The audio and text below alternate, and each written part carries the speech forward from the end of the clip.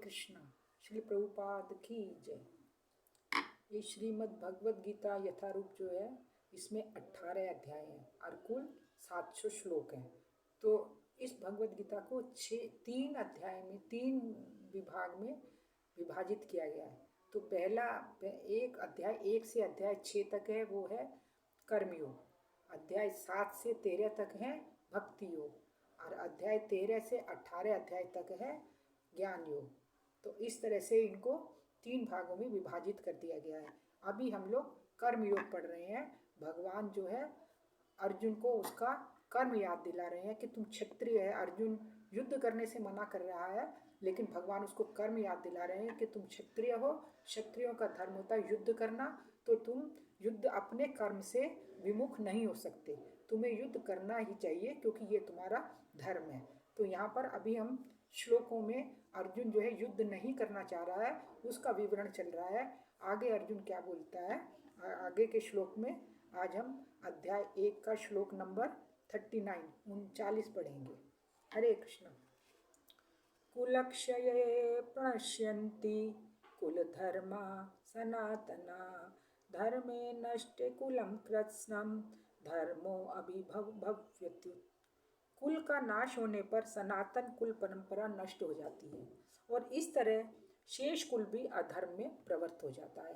अब अर्जुन जो है भगवान से बोल रहे हैं कि कुल का नाश होने पर, क्योंकि ये युद्ध होगा तो उसमें पूरा का पूरा परिवार, पूरा कुल नष्ट हो जाएगा।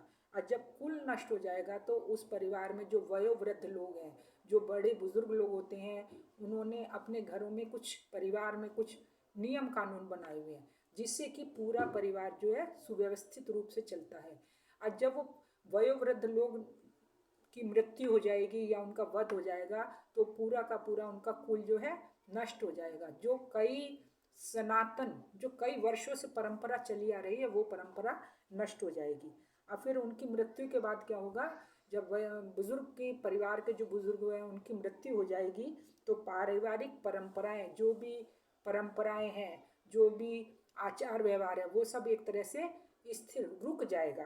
क्योंकि परिवार के जो नव युवा लोग हैं, जो अभी उम्र में कच्चे हैं, जिन्हें अभी अनुभव भी नहीं है किसी तरह का, वो क्या है गलत कार्यों में पड़ जाएंगे, बुरे व्यसनों में पड़ जाएंगे। क्योंकि उनके ऊपर कोई रोक टोक करने वाला नहीं है, कोई शासन करने वाला नहीं है, घर में कोई नियम कानून नहीं है। वो युवा वर्ग जो है जैसा उनकी मर्जी आ रहा है वैसा कर रहे हैं। वो उचित अनुचित नहीं समझते, अच्छा बुरा नहीं समझते हैं, वो सब जो है अपनी मनमानी करेंगे।